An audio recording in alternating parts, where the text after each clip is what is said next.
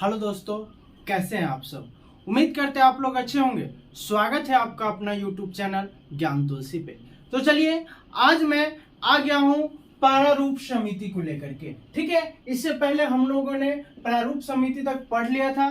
क्या था प्रारूप समिति, कैसे आया, तो हमने बताया था कि जो संविधान सभा में उद्देश्य प्रस्ताव को जो पारित करने के लिए, उद्देश्य प्रस्ताव को तरीकेबद्ध से चलाने के लिए जो समितियां का गठन किया गया, उन समितियों को दो भागों में बांट दिया गया, एक प्रक्रिया संबंधी और एक विषय संबंधी।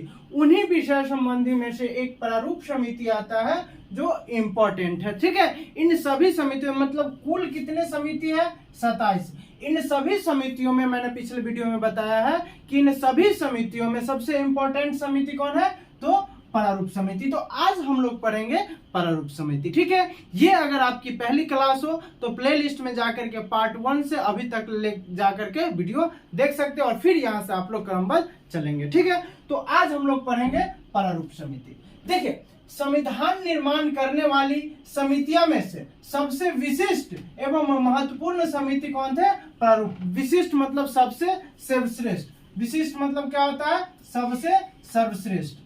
तो इन सभी मतलब टोटल 27 समिति में से जो संविधान निर्माण करने के लिए टोटल 27 समितियों का गठन किया गया था, उन सभी समितियों में से सबसे महत्वपूर्ण समिति क्या था, तो प्रारूप समिति। ठीक है, इन प्रारूप समिति का गठन कब किया गया, तो 29 अगस्त 1947 ईस्वी को इसका गठन किया गया। 29 अगस्त 1947 ईस्वी को प्रारूप समिति का गठन किया गया। आपके एग्जाम में जब भी क्वेश्चन है कि प्रारूप समिति का गठन कब किया गया था, तो 29 अगस्त 1947 ईस्वी को। हमने पहले ही बताया कि सभी 27 समिति को जो संविधान निर्माण के लिए 27 समितियों का जो गठन किया गया था, उन सभी 27 समितियों में सबसे महत्वपूर्ण समिति कौन है, तो प्रारूप समिति। ठीक है, प्रारूप समिति का गठन कब किया गया, तो 29 अगस्त 1947 ईस्वी को प्रारूप समिति की गठन किया गया। ठीक है, इस समिति में कुल 7 सदस्य थे।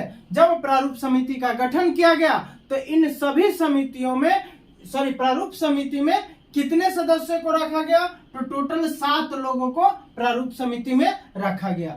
अब इस समिति के अध्यक्ष डॉक्टर भीमराव अंबेडकर को बनाया गया। जब 29 अगस्त 1947 ईस्वी को प्रारूप समिति का गठन किया गया तो उसका अध्यक्ष किसे बनाया गया, तो डॉक्टर भीमराव अंबेडकर को। हालांकि हमारा देश 15 अगस्त 1947 को आजाद हो चुका था। 1947 को आजाद हो चुका था, लेकिन प्रारूप समिति का गठन क्यों किया गया, तो संविधान के निर्माण के लिए। किसके निर्माण के लिए, संविधान के निर्माण के लिए। तो प्रारूप समिति के अध्यक्ष किसे चुने गए, डॉक्टर भीमराव अंबेडकर को।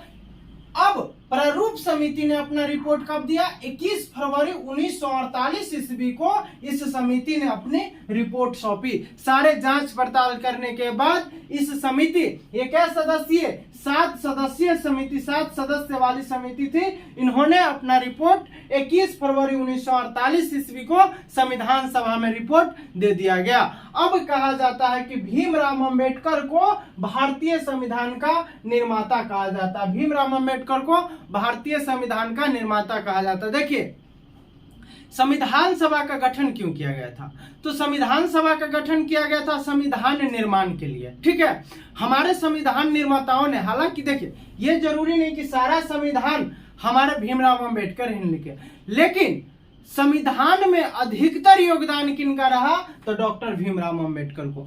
इसीलिए डॉक्टर भीमराव अंबेडकर को क्या कहा जाता है, भारतीय संविधान निर्माता कहा जाता है। हालांकि संविधान निर्माण उन सभी संविधान सभा के सदस्यों के द्वारा किया गया था जो संविधान सभा में भाग लिए थे। बहुत सारे देशों के संविधान पढ़ा गया, लगभग 61 देशों को संविधान पढ़ा गया, तब हमारे संविधान का मतलब निर्माण किया गया। तो इन सभी निर्माताओं में जो हमारे डॉक्टर भीमराव अंबेडकर जी थे, इनका योगदान बहुत ही ज्यादा था हमारे संविधान निर्माण में। इसीलिए भारतीय संविधान का निर्माता किसे कहा जाता है, तो डॉक्टर भीमराव अंबेडकर को। देखिए, आपके एग्जाम में क्वेश्चन आएगा कि प्रारूप समिति का गठन कब किया गया, तो 29 अगस्त 1947 ईस्वी को। प्रारूप समिति ने अपना रिपोर्ट कब संविधान सभा में पेश किया या कब सौंपा, तो कब कहिएगा 21 फरवरी 1948 ईस्वी को। अब प्रारूप समिति का अध्यक्ष किसे चुना गया, तो डॉक्टर भीमराव अंबेडकर को। ठीक है, आजादी से पहले जब हमारा देश आजाद नहीं हुआ था, उससे पहले संविधान सभा में इनका चुनाव बंगाल प्रेसिडेंसी से हुआ था। किनका, तो डॉक्टर भीमराव अंबेडकर का। जब हमारा देश आजाद नहीं हुआ था, उस टाइम जब संविधान सभा का चुनाव हुआ था, कब हुआ था, तो जुलाई अगस्त 1946 में। कब हुआ था, जुलाई अगस्त 1946 में। हमने पिछले वीडियो में बताया 1946 में। तो संविधान सभा का जो चुनाव हुआ था जुलाई अगस्त 1946 में, तो इस समय तो हमारा देश आजाद नहीं था। तो इस समय डॉक्टर अंबेडकर जी का चुनाव कहां से हुआ था, तो बंगाल प्रेसिडेंसी से। कहां से हुआ था, तो बंगाल प्रेसिडेंसी से। आपके एग्जाम में क्वेश्चन आएंगे कि आजादी से पहले डॉक्टर भीमराव अंबेडकर का संविधान सभा में चुनाव किस प्रेसिडेंसी से हुआ था, तो बंगाल प्रेसिडेंसी से। जब हमारा देश आजाद हो गया, तो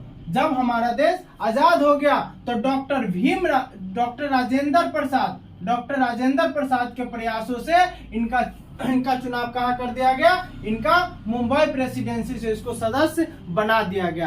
पहले चुनाव कहां से हुआ था, तो बंगाल प्रेसिडेंसी से। आजादी से पहले जब हमारा देश आजाद हो गया, तब इन्हें क्या किया गया, डॉक्टर राजेंद्र प्रसाद उस टाइम अस्थायी अध्यक्ष थे संविधान सभा के, तो इन्होंने क्या किया, मुंबई प्रेसिडेंसी से इन्हें क्या किया गया, इन्हें संविधान सभा का सदस्य बना दिया गया। ठीक है, तो आपके एग्जाम में क्वेश्चन आएगा कि आजादी से पहले डॉक्टर भीमराव अंबेडकर संविधान सभा के किस प्रेसिडेंसी से सदस्य बने थे, तो बंगाल प्रेसिडेंसी से। और आजादी के बाद डॉक्टर भीमराव अंबेडकर संविधान सभा के किस प्रेसिडेंसी से सदस्य बने थे, तो मुंबई प्रेसिडेंसी से।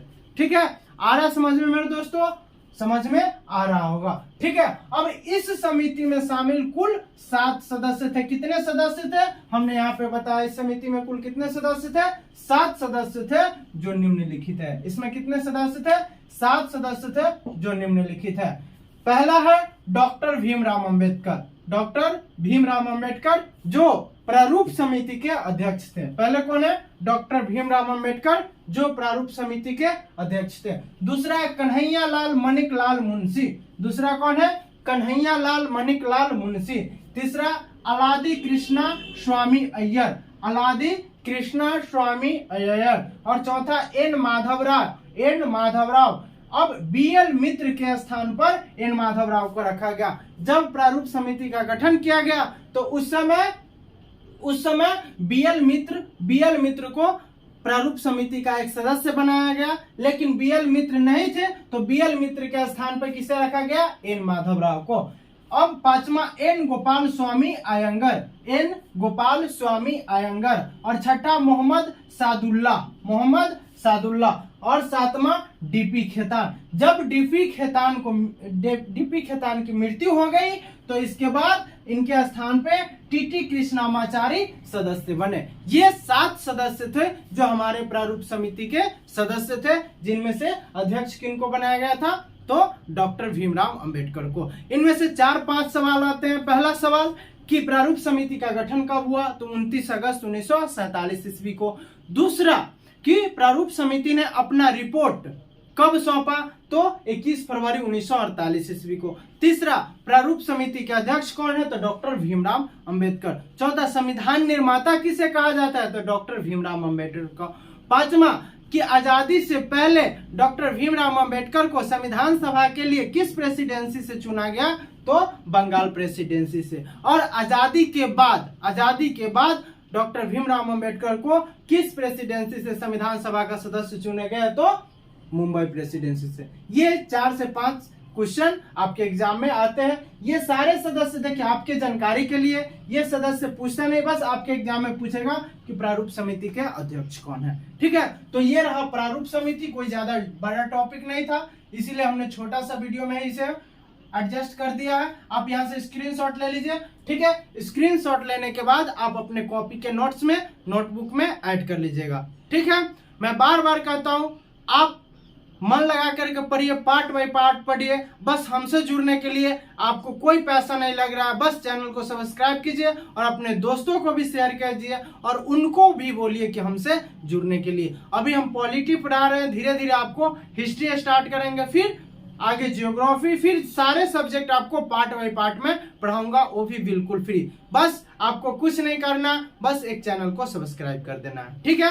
उम्मीद करते हैं आपको बहुत अच्छा से समझ में आ गया होगा। अगर ना समझ में आए तो एक बार और वीडियो देख लीजिए, आपको जरूर समझ में आएगा, ठीक है मेरे दोस्तों। मिलते हैं नेक्स्ट वीडियो में, तब तक के लिए बाय बाय।